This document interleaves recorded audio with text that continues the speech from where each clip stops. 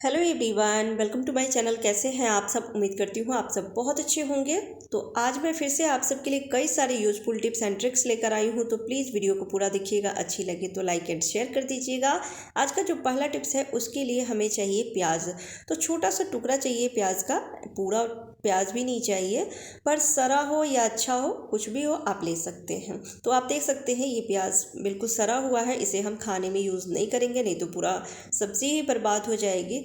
होता है ना, कई बार मार्केट जाते हैं तो लाते हैं प्याज, उस समय ध्यान नहीं देते हैं, पर एक आध सरा हुआ निकल जाता है। तो उसे फेंकने से अच्छा है कि आप उसे बहुत ही अच्छा क्लीनिंग में यूज़ कर सकते हैं। तो कैसे यूज़ करेंगे मैं आगे बताती हूँ आपको। तो एक छोटा सा स्लाइस मैं कट कर ली हूँ। अगर प्याज अच्छा है तो आप उसका छिलका भी ले सकते हैं। जैसे प्याज को छीलते हैं तो दोनों तरफ से थोड़ा थोड़ा कट करते हैं ना, तो वो भी ले सकते हैं। उस पर भी प्याज का जूस लगा हुआ रहता है और उससे बहुत अच्छे से क्लीनिंग हो जाती है। तो घर की क्लीनिंग तो हम लोग डेली करते हैं, पर स्विच बोर्ड की क्लीनिंग का ध्यान नहीं रखते हैं। अगर समय समय पर क्लीनिंग ना करें तो उसमें भी दाग बैठ जाती है। बार बार लाइट ऑन ऑफ करते हैं, फ़ैन ऑन ऑफ करते हैं तो उस पर हाथ लगते हैं, दाग लगती है। तो उसकी भी क्लीनिंग करते रहना चाहिए।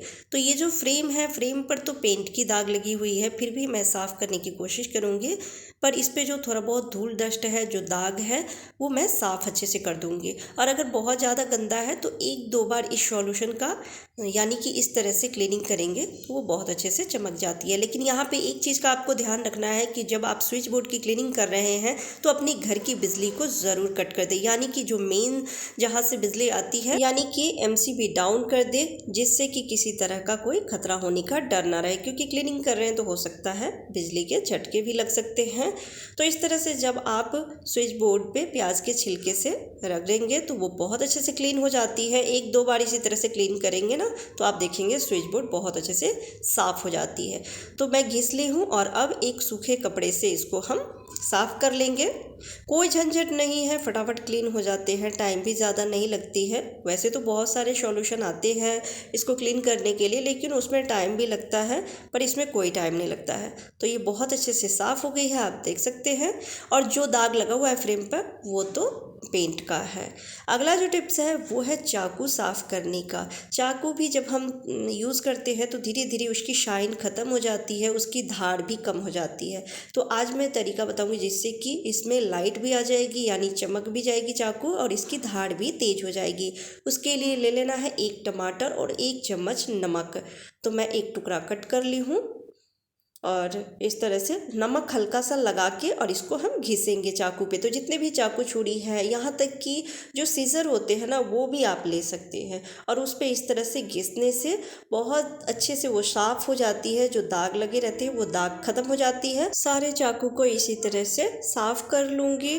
फटाफट साफ़ हो जाती है, कोई मेहनत नहीं है, ना ज़्यादा समय लगती है। और ये टमाटर भी ख़राब था तो मैं सोची क्यों ना एक साथ दो काम हो जाए, टमाटर भी यूज़ में आ जाएगी और चाकू भी क्लीन हो जाएगी। और आप सबके साथ टिप्स भी शेयर कर लूँगी। बहुत अच्छे से क्लीन हो जाती है ये, बाद में मैं आपको धो के दिखाती हूँ।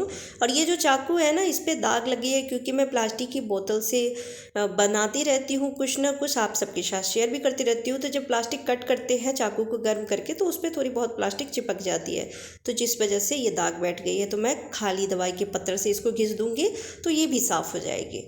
तो देख सकते हैं इसको धो ली हूँ और ये कितनी लाइट आ गई है चाकू में, लग रहा है जैसे ये नया हो गया है। और इसकी धार भी बहुत अच्छे से तेज हो गई है। तो उम्मीद करती हूँ कि आपको ये टिप्स पसंद आई होगी। पसंद आती है तो प्लीज़ वीडियो को लाइक कर दीजिएगा। चलिए अगला टिप्स देख लेते हैं।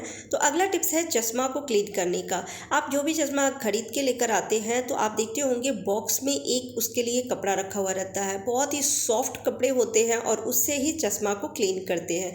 लेकिन कई बार होता है कि वो कपड़ा गुम हो जाती है और किसी और कपड़े से अगर हम क्लीनिंग करते हैं तो चश्मे में स्क्रैच भी आ जाती है, क्योंकि उसको बहुत ही सॉफ्ट और मुलायम कपड़े से ही क्लीन किया जाता है। तो अगर कपड़ा ना हो तो हम इसकी कैसे क्लीनिंग करें, तो उसके लिए ले लेना है आपको टिश्यू पेपर। टिश्यू पेपर भी बहुत ही सॉफ्ट मुलायम होती है और उससे भी चश्मे की क्लीनिंग बहुत अच्छे से हो जाती है, कोई स्क्रैच नहीं आते हैं।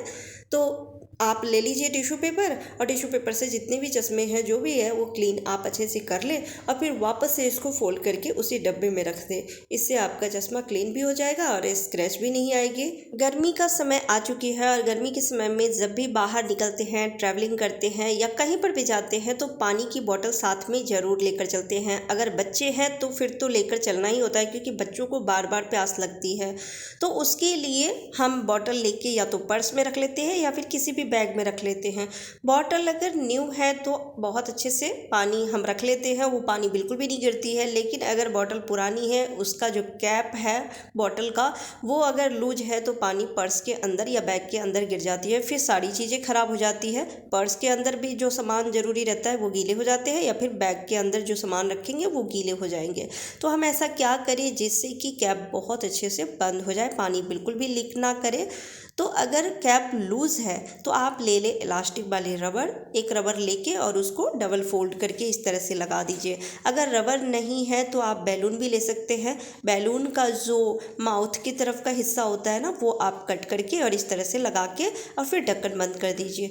बहुत ही टाइटली ये बंद हो जाती है और फिर आप पर्स में रखें या बैग में रखें, पानी बिल्कुल भी नहीं गिरेगी और इस तरह से सेफली आप पानी को अपने पास लेके चल सकते हैं, ट्रैवल कर सकते हैं। तो ये बहुत ही अच्छा आइडिया है। उम्मीद करती हूँ आपको ये पसंद आएगी। पसंद आती है तो प्लीज़ वीडियो को लाइक कर दीजिएगा। चलिए अगला टिप्स देख लेते हैं।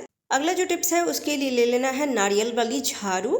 तो आप कोई भी पुराना सा नारियल वाली झाड़ू ले लीजिए, फिर एक ले लीजिए पिल्लो कवर और एक ले लेना है आपको रबर ले लीजिए या फिर कोई धागा हो मजबूत वाली तो वो ले लीजिए। और हमें इस झाड़ू को पहना देना है पिल्लो कवर। आप चाहे तो पूरी तरह से इसको पहना दें या फिर जहाँ से हम पकड़ते हैं झाड़ू को वो बाहर ही रहने दें। तो या तो इस तरह से रहने दीजिए या फिर इसको अच्छे से पहना के और आप फोल्ड कर दें, इस तरह से लपेट दें कपड़े को।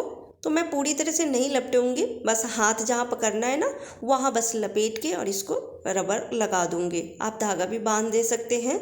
और अगर पूरी तरह से कपड़े को लपेटना है तो लपेट के और एक और आगे की तरफ से आपको रबर लगा देना है या फिर किसी चीज़ से बांध देना है टाइटली। और अब हम इसे क्लीनिंग में यूज़ करेंगे।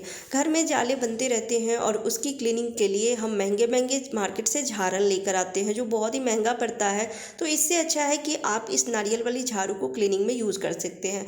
पर हम ऐसे यूज़ करेंगे तो दीवार से पेंट निकल सकती है या फिर हम इसको और भी सफाई में यूज़ करते रहते हैं तो उसमें धूल मिट्टी लगी रहती है। तो अगर सिर्फ झाड़ू से हम साफ़ करते हैं तो इसमें और धूल मिट्टी लगेगी। तो इससे अच्छा है कि कपड़ा लगा के और फिर क्लीनिंग करें तो ना पेंट गिरेगी और ना ही धूल मिट्टी इसमें लगेगी, बहुत अच्छे से क्लीन हो जाती है। और अगर आपको हाइट की प्रॉब्लम है यानी हाइट ऊपर तक नहीं पहुंच रही है तो कोई भी पुराना सा वाइपर जैसे होता है ना जो हम टूट जाती है तो उसका डंडी आप इसमें बांध लें और फिर इसको बना के रख लें। जब भी क्लीनिंग करनी हो तो इस तरह से पुराना सा पिल्लो कवर पहना के और फिर क्लीनिंग करें।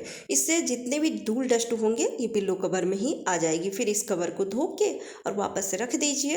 तो जब भी क्लीनिंग करना हो इस तरह से क्लीनिंग कर सकते हैं। इस तरह से बहुत अच्छे से क्लीनिंग भी हो जाती है और पैसे की भी बचत होती है। महंगे महंगे मार्केट से हमें झाड़न नहीं लाना पड़ेगा। तो उम्मीद करती हूँ आपको ये टिप्स पसंद आई होगी। पसंद आती है तो प्लीज़ वीडियो को लाइक एंड शेयर कर दीजिएगा।